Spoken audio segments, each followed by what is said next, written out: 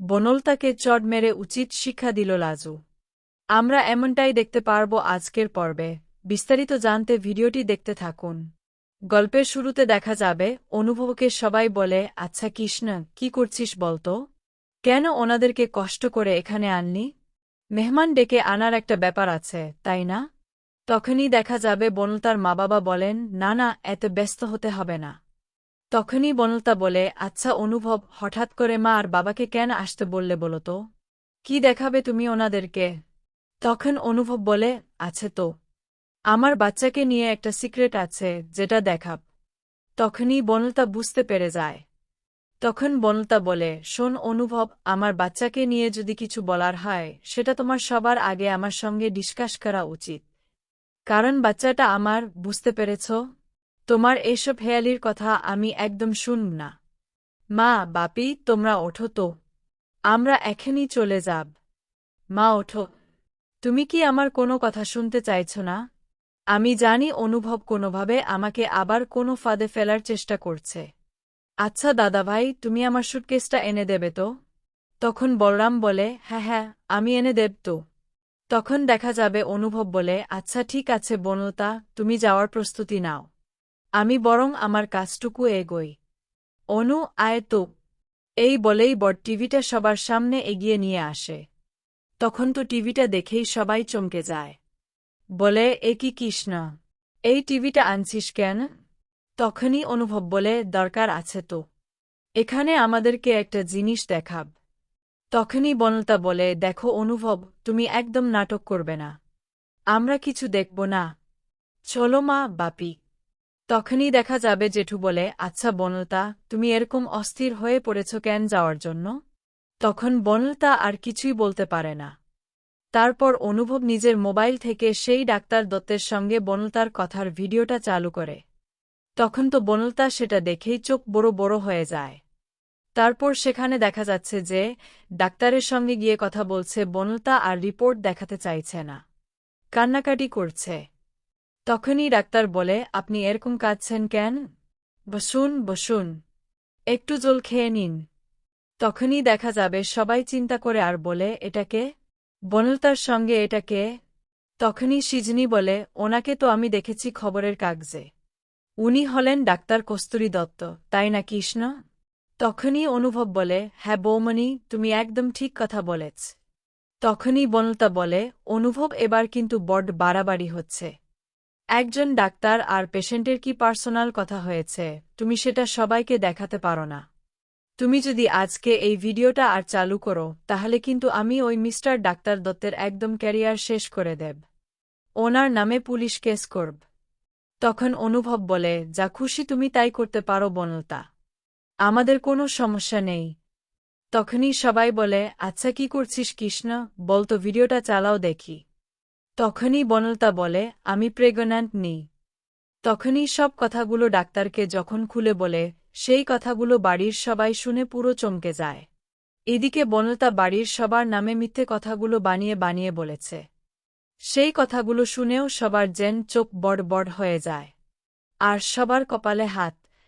তখনই অনুভবের মা বলে, কৃষ্ণ, এসব কি শুনছি? বনলতা প্রেগন্যান্ট নয়? এটা কি করে হতে পারে? বনলতা, এটা কি করে সম্ভব? তুমি প্রেগন্যান্ট নও? তখনই বনলতার মা বলে, না না বেয়ান, ও হয়তো কোনোভাবে অনুভবের ওপর রাগ করে এই কথাগুলো বলেছে। তখনই অনুভবের মা বলে, তাই নাকি বেয়ান? আপনার মেয়ের হঠাৎ করে এরকম কি মতলব হলো যে হঠাৎ করেই আপনার মেয়ে ডাক্তারের কাছে গিয়ে আমার ছেলের সঙ্গে রাগ করে এসব কথাগুলো বলল? কেন বলবে বলুন তো? তখনই বনলতার মা কিছু বলতে পারে না। তখন অনুভব বলে, তোমরা বুঝতে পারছ না। বনলতা প্রেগন্যান্ট নেই। এতদিন ধরে প্রেগন্যান্সির নাটক করেছে। তখন বনলতা বলে, না না আন্টি, একটা কথা নিয়ে কেউ নাটক করতে পারে নাকি? তখনই বনলতার মা বলে, হ্যাঁ, আমাদের বনলতা এরকম নেই। আপনাদের হয়তো বুঝতে ভুল হচ্ছে। তখনই অনুভবের মা বলে, তাই নাকি?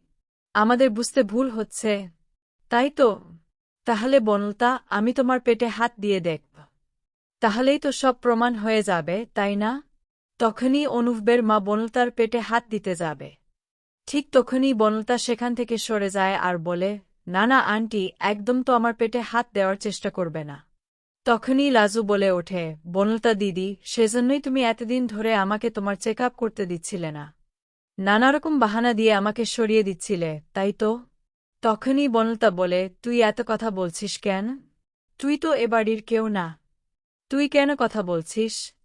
তখন জেঠু বলে, বেশ, ও কোনো কথা বলবে না, ও না হয় এ বাড়ির কেউ না, কিন্তু আমরা আমাদের ইমোশন নিয়ে কেন খেলা করলে বনলতা? তুমি যে কথাগুলো ডাক্তারের কাছে বললে, আমরা কি কোনোদিনও তোমাকে বাচ্চার জন্য জোর করেছি? জোর করে নিইনি তো। আমাদের ছেলেও কোনোদিন তোমাকে জোর করেনি। তাহলে এসব কথাগুলো তুমি ডাক্তারের কাছে কেন বলেছ? বলো, কেন বলেছ? আমাদের মানসম্মান এভাবে কেন শেষ করলে? তখনই দেখা যাবে বনলতার মা বলে, না না, আপনারা ভুল ভাবছেন। আমার মেয়েটা না বুঝে এসব কাজ করে ফেলেছে। আপনারা প্লিজ ওর সঙ্গে এরকম করবেন না। তখনই অনুভব বলে, তাই নাকি? আপনার মেয়ে অবশ?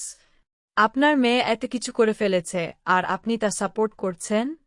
শুনুন, আপনার মেয়েকে তো আপনারা নিয়ে যেতে এসেছিলেন, তাই এখন পুরোপুরিভাবে আপনারা আপনাদের মেয়েকে নিয়ে চলে যান। আপনার মেয়ের সঙ্গে আমিও সংসার করতে পারব না। আপনার মেয়ে একটা ক্রিমিনাল মাইন্ডের। ও একটা ক্রিমিনাল। আপনারা বুঝতে পারছেন না, আমাদের বাড়ির লোককে বোকা বানাতে বানাতে একদিন ধরে আমরা ক্ষমা করে দিয়ে ওকে আরও বড় ক্রিমিনাল বানিয়েছি। শুরু থেকে ও যা যা করেছে, যতবার ক্ষমা পেয়েছে, ততবারই বুঝে গেছে যে এই বাড়ি থেকে কেউ ওকে তাড়াবে না, বারবার ক্ষমা করে দেবে। সেই জন্যই ওর সাহসটা আরও বেড়ে গেছে। না হলে প্রথমবার বিয়ের পরের দিনই ও পালিয়ে গেল নিজের বয়ফ্রেন্ডকে বিয়ে করবে বলে। তারপর যখন ওর বয়ফ্রেন্ড ওকে ব্ল্যাকমেল করল, তখন ঠাম্মির গহনাগুলো বিক্রি করে ও তাকে টাকা দিয়ে দিল। আর সেই গহনা চুরির অপবাদটা কাকে দিল? লাজুকে। তারপরেও কতবার কতভাবে লাজুকে ফাঁসানোর চেষ্টা করেছে। আমার স্মৃতি হারানোর সুযোগ নিয়েও লাজুকে খুনের দায়ে ফাঁসানোর চেষ্টা করেছিল। ও কম কিছু করেছে? তারপরেও বারবার করে আমরা সবাই ক্ষমা করে দিয়েছি, ওকে সুযোগ দিয়েছি। আর সেই সুযোগেই আপনার মেয়ে আরও বড় ক্রিমিনাল হয়ে উঠেছে। ওর ক্রিমিনাল মাইন্ড আরও বেশি বেড়ে গেছে। না হলে এক রাতের মধ্যে ওইভাবে প্ল্যান করতে পারে না। তোমরা আরও জানলে অবাক হয়ে যাবে। ওর শেষ প্ল্যান ছিল মিসক্যারেজের নাটক করবে। তখনই অনুভবের মা আর জেঠি পুরো চমকে যায়। বলে, কি বলছিস? এগুলো আমার তো মাথায় ঢুকছে না। আমরা যে ডাক্তার দেখিয়েছিলাম, চেক আপ করিয়েছিলাম, সেগুলোর পরেও এত কিছু কি করে সম্ভব? বনলতা, তুমি কি করে করলে এগুলো? আমাদের ইমোশন নিয়ে কি করে খেলা করলে? তখন অনুভবের মা বলে, বনলতা, তুমি এতদিন যাই করেছ, কিন্তু একটা বিষয় নিয়ে তুমি এভাবে মজা করতে পারলে? আমি তো অবাক হয়ে যাচ্ছি যে এগুলো নিয়েও কেউ খেলা করতে পারে। আমাদের ইমোশন, সবকিছু তুমি নষ্ট করে দিয়েছ। কি করে করলে এটা? তখন বনলতা বলে, এখন আমারই দোষ হয়ে গেল না?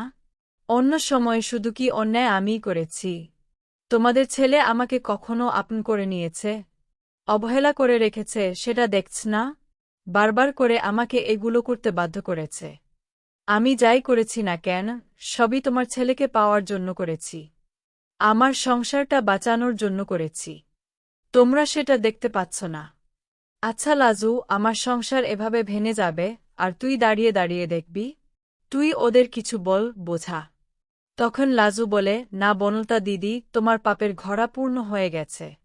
এবার তোমাকে শাস্তি পেতেই হবে। আর যাই হোক না কেন, এই বাড়ির লোক আমি। তোমাকে কোনোদিনও ক্ষমা করব না।